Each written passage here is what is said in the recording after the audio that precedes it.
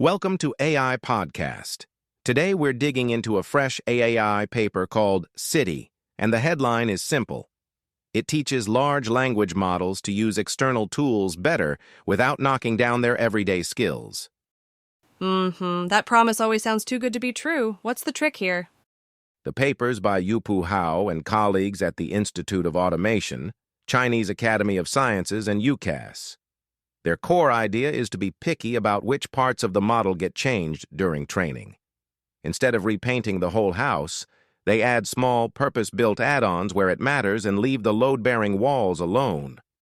So it's like adding a new appliance without rewiring the entire kitchen. What do they call this approach? CITI, short for Component Importance-Based Tool Utilizing Ability Injection. First, they estimate which components of the transformer are most crucial to general ability. Then they attach tiny adapters to those important components, but gate them with a router, so the adapters only kick in for tool-related inputs. For less important components, they allow a bit of regular fine-tuning. Hold on, adapters and a router? Give me the living room analogy version. Think of the base model as your home's electrical system. The adapters are like smart plugs you can add to specific outlets. The router is a little power manager that decides moment by moment whether to draw from those smart plugs or just use the normal outlet. It even has an extra off option that says, "Hey, this isn't a tool job. Leave the backbone alone." Nice. Why go to all that trouble, though? What's the underlying problem they're trying to fix? When you fine-tune an LLM hard on tool-use data, the internal representations for tool and non-tool tasks start to shift in the same direction.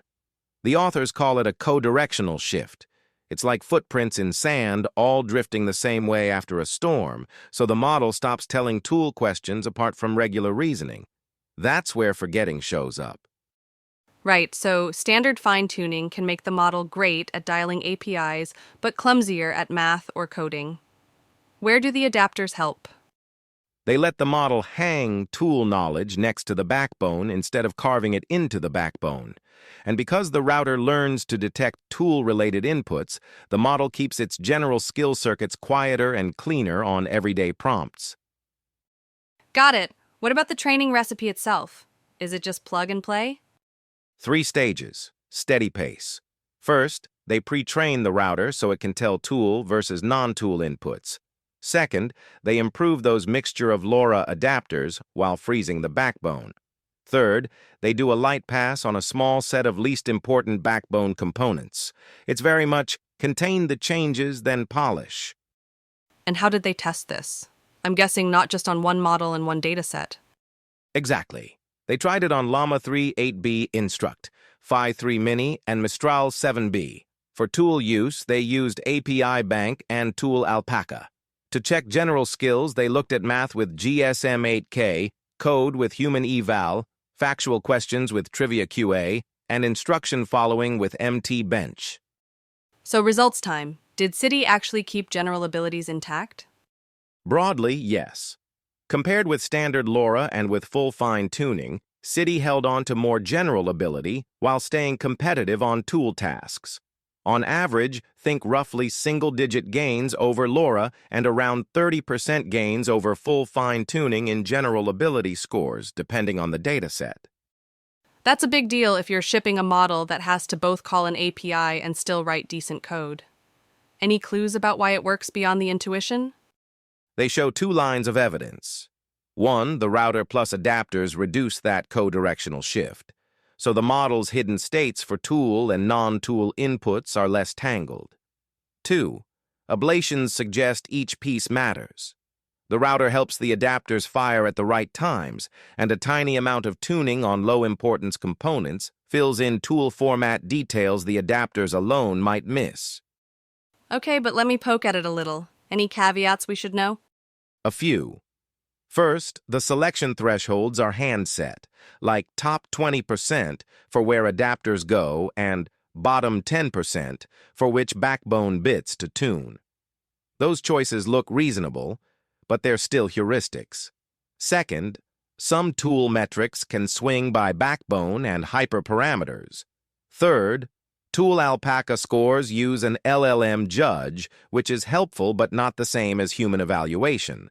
And lastly, the router and extra adapters add a bit of inference complexity that the paper doesn't fully quantify in latency terms. Right, and evaluation scope matters. API Bank and Tool Alpaca are good, but real tools are messy with flaky responses and timeouts. I'd love to see end-to-end task success and cost numbers too. Same here. The authors do mix in non-tool instructions during training to fight forgetting, which is sensible, but it would be great to test on more live-changing tool ecosystems and larger models. If I'm a practitioner listening to this on the way to work, what's the practical takeaway? If you're building a tool-using model and you've been burned by catastrophic forgetting, don't just fine-tune everything or only slap on LoRa everywhere. Instead, measure which components are crucial for general ability, put gated adapters on those, and do surgical tuning on the least important parts. You get more tool know-how without bulldozing the model's other strengths. And future directions? Automate the component selection, try broader benchmarks and live tools, report the runtime overhead, and test at larger scales and modalities. Also, diversify judges beyond a single LLM to firm up the evaluations. Sounds like a plan. Quick recap for listeners? CITI keeps tool learning contained. It uses a small router and mixture of LoRa adapters on the important parts of the model and a light touch on the unimportant parts. Net effect: better tool use, less forgetting, and a more balanced model. Exactly. Thoughtful engineering beats brute force. That's it for today's AI podcast. Thanks for listening. Thanks, everyone. See you next time.